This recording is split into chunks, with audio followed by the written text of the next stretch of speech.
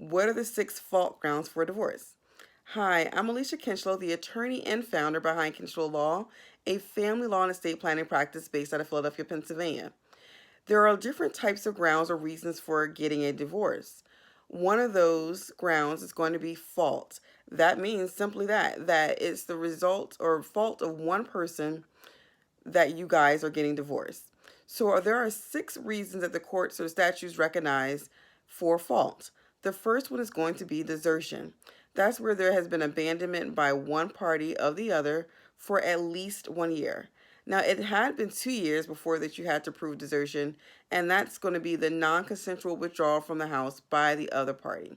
So that's the first grounds. The second grounds is going to be adultery.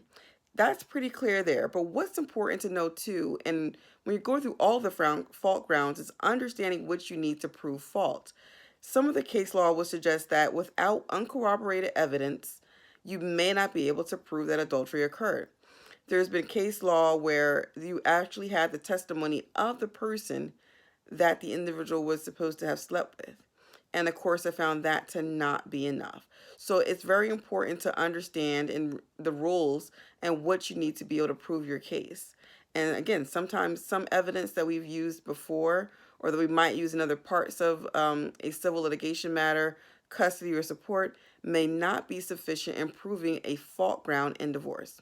All right, the third ground is going to be cruel and barbarous treatment. So think about abuse, physical abuse, emotional abuse. That's where these things fall under. All right, our next ground that we're going to talk about is bigamy. That's a little bit clear. Then we kind of all understand why that could be a reason for divorce. Our next ground is going to be incarceration. So where one party is incarcerated and convicted of a crime that is going to cause them to be incarcerated for at least 2 years, that's going to fall within this fault grounds. And that can be established at the time of sentencing.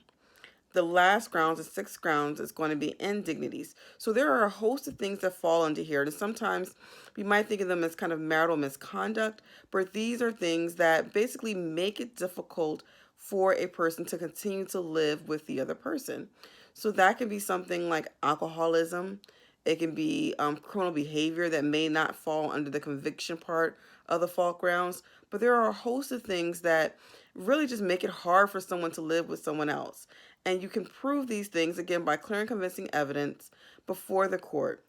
All right, so those are the 6 fault grounds. Remember that there's other ways to get divorced. So you can have the consent of the other party, and there can also be a unilateral divorce, which is separation for at least 1 year. And as long as you're kind of moving through the process and serving the other person, you can continue to move through it without having their consent and without proving fault. It's important to speak with an attorney licensed in your jurisdiction about the facts specific to your case. And also, when you're going through these things, remember that these videos are for informational purposes. They are tips. They are not legal advice. Consult with your attorney about the facts specific to your case to be able to make sure that you're on the right path. Until next time, take care.